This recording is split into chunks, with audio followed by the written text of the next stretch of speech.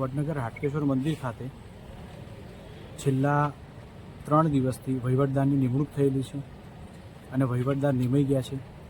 પણ જે ગેરકાયદેસર ટ્રસ્ટીઓ હતા એ મંદિરનો વહીવટ, મંદિરના જે રૂમોની ચાવીઓ, ગોલક પેટીની ચાવીઓ, બીજી રૂમોની ચાવીઓ, સંસ્થા ઓફિસની ચાવીઓ એ બધી તાળા મારીને પોતે લઈને ભાગી ગયેલા છે અને પોતે બહુ મોટી રાજકીય વગ ધરાવે છે અને હાલની તારીખમાં બહુ ઉપલા લેવલ સુધી અમને રજૂઆતો કરી લે છે કે આજે જે અપીલ કરતા કે જેને આ ટ્રસ્ટીઓને રદ કરાવરાયા છે, જયંતકુમાર કાંતિલાલ પંડ્યા કે જે મુખ્ય પૂજારી હતા, જે 3 પેઢીથી એમના બાપ દાદાએ લોહી રેડેલું છે, એ એમને આ મંદિરની અંદર જે લોકો ટ્રસ્ટીઓ વહીવટ કરતા હતા એ ખોટી રીતનો કરતા હતા.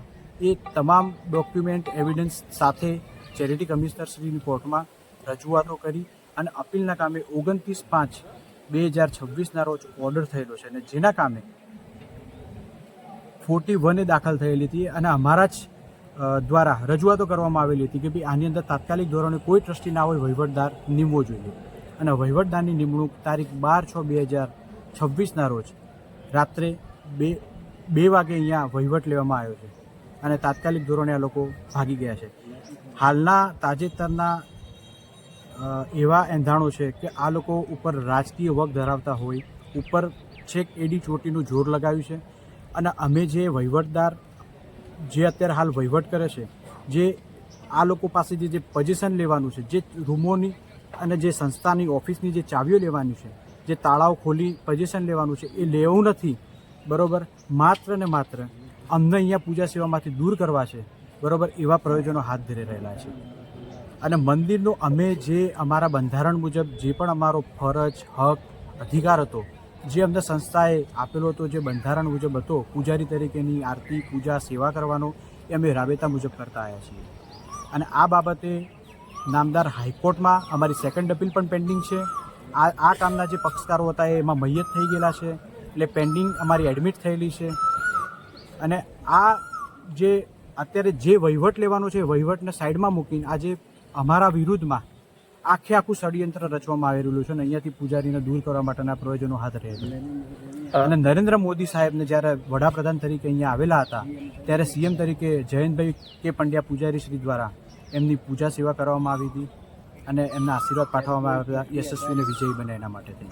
એટલે જો નરેન્દ્ર મોદી સાહેબના માદરે વતનની અંદર જો આટલા મોટા લેવલે રાજકીય, પોલિટિકલી વર્ચસ્વ અને જે કહેવાય ને કાયદો અને વ્યવસ્થાનો ભંગ થાય એવી ભીતિ છે અને અમને તાત્કાલિક ધોરણે અહીંયાથી દૂર કરવા માટે થઈ આ લોકો પ્રયત્નો હાથ ધરી રહેલા છે.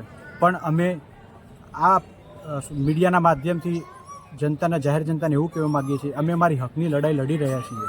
બરાબર, જો અમને અહીંયાથી દૂર કરવામાં આવશે તો અમે ગાંધી ચિંધ્યા માર્ગે ઉતરીશું. આ મંદિરમાંથી કોઈ પણ ભોગે અમે અહીંયાથી જવાના નથી. અમારું જે પણ કંઈ થવું હશે એ અહીંયા થશે.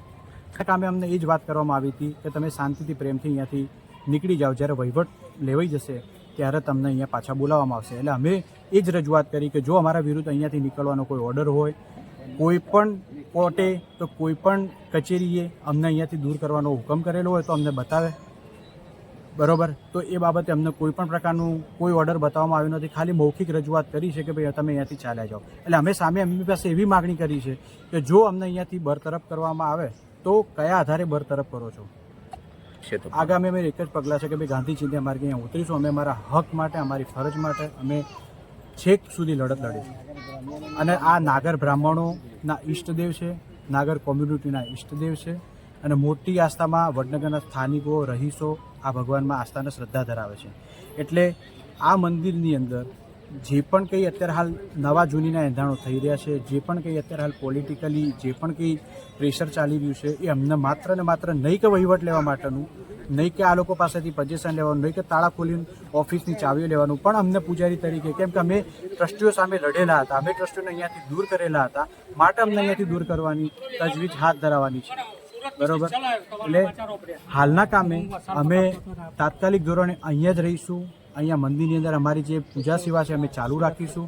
એમાં અમારું કોઈ પણ અટકાયત કરી શકે નહીં અને આ અમારો સિવિલ રાઇટ છે, અમારો બંધારણીય રાઇટ છે અને અમે મંદિરમાં પૂજા સેવા કરીશું.